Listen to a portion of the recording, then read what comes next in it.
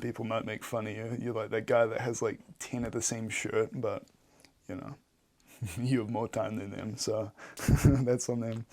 Hello, my name's Shay, and today we're talking about how to save a lot of time and money on your food. And we're going to do this in a way that isn't going to compromise the way things taste or your diet in general. I think a lot of the time saving and saving money advice is just eat rice and beans, but that's not really a complete diet. And if you're training for something, it's going to be a bit difficult to follow through with that. So let's get into it. So we'll start off with the saving money side of things. So the first mindset change you're going to have to make is the fact that what you're paying for with food is what's in it. Okay, so the macronutrients or the calories, they're sort of interchangeable. So your carbs, your fat, your protein, and also your micronutrients, which is your vitamins and your minerals. So things like vitamin C is a vitamin, things like iron, zinc is a mineral. So if you're buying things that don't have any of these things, like say rice crackers or flavored water, these aren't really adding anything, but you're still paying for them. So looking at food this way is going to save you money just thinking about it, right? So if you think about micronutrients, right, what's going to get you there? Like frozen vegetables, cheap, loaded with micronutrients, or maybe some liver or some, liver is pretty cheap and, one of the best, or kidneys if you're brave enough, some of the best micronutrient dense products you can buy, and they're not too expensive either. And as well, you should look at your diet and identify what are the staples, like the things you eat a lot. Maybe you have rice, every day, or you cook with olive oil all the time. Buy these things in bulk. Like, I buy the biggest thing of olive oil they have there. I buy the big sack of rice, and quinoa I actually buy in 10-kilo bags. So yeah, do what you can. This is just going to save you so much money. And as well, you never run out if you're buying in such bulk. It takes like months, right?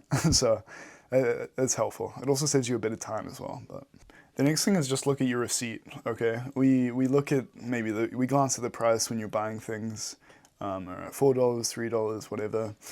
Sometimes you don't think too much of it, but when you look at the receipt and you see everything relative to each other, things stick out a bit more. If most things are like $5 that you're putting in, it's like, what, this thing's $15, and it's like a big thing of mayonnaise. It's like, should we really be going with this? Yeah, it might add some calories, but is that something you need more of, or could you just drop it entirely, or maybe just have less or sub it out? It's up to you. But yeah, have a look at the receipt and really think about it. And just to finish off with saving money, I'll give you some of the foods that I think some of the best you can buy with the money and things that are actually going to add to your diet. So bang for your buck type of things. First up, frozen vegetables, as I said earlier, but in particular spinach, because if you buy fresh spinach, you might get a big old bag of it, but as soon as you saute it, it shrivels up so much, and you have like, a handful when your bag was like this big, and it's like, what happened here? Where's my money gone?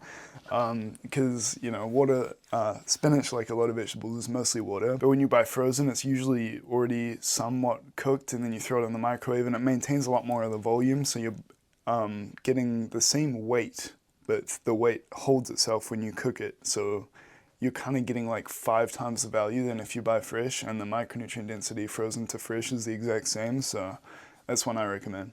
It's also probably the most micronutrient vegetable you can get. So yeah, I recommend. As well, in the canned section, your chickpeas, your lentils, any other types of legumes or beans, so cheap and so versatile. Like you can throw in chickpeas or lentils into pretty much anything you're making. It's cheap. As I said, versatile, easy to cook. You just throw it in there, right? Get on that. And lastly, olive oil. I think it's the healthiest cooking oil.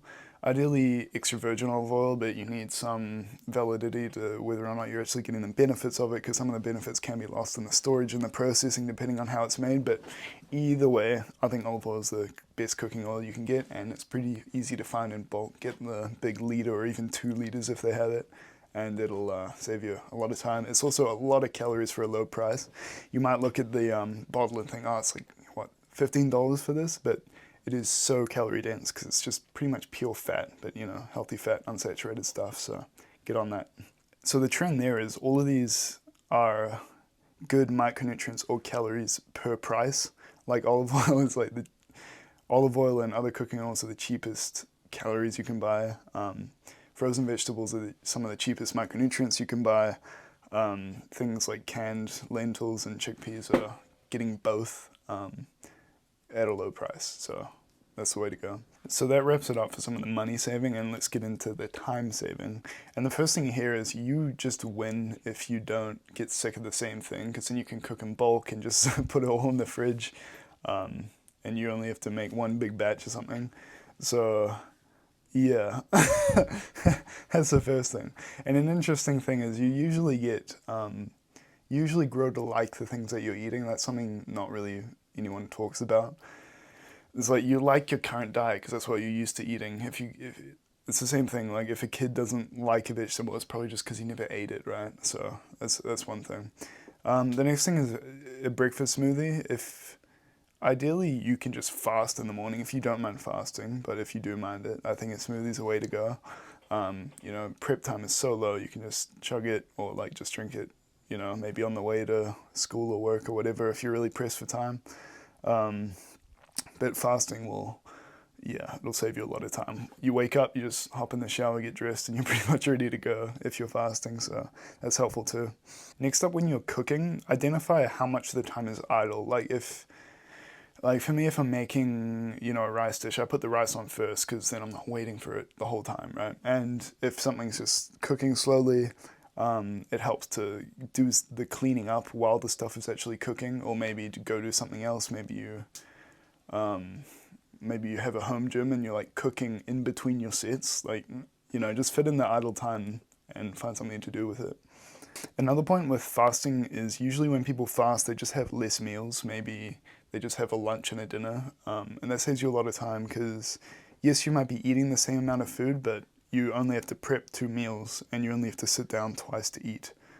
And usually if you're fasting, you'll probably eat that first meal pretty quickly. So if you don't mind fasting and you're also really busy, I'd suggest giving it a go. It might take you a week to get used to it.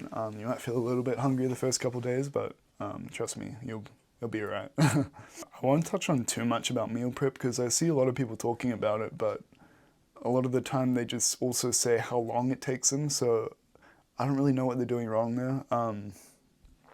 I usually just make, for my regular dinner, I'll make a big batch of either mince or chicken with like chickpeas or lentils, maybe some vegetables, and then I have that in the fridge, and then I can just throw the rice cooker on when I get home, maybe have a shower, maybe do something else, and then it's all ready to go. So it doesn't really cost me any more time once I've made that big batch. Thing there is don't leave the rice in the fridge for too long because after a day or two, I'd say 2 days, you'd be risking some of the bacteria things. It also doesn't taste that good or like the texture, it feels a bit weird if it's been in the fridge too long, but that's just me maybe.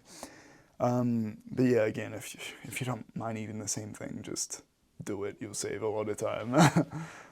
People might make fun of you. You're like that guy that has like 10 of the same shirt, but you have more time than them, so that's on them. Anyway, I hope this was helpful. Let me know if you have any other ideas. I'm sure there's some things I missed out, but this is most of the things I use, so yeah, let me know. See you next time.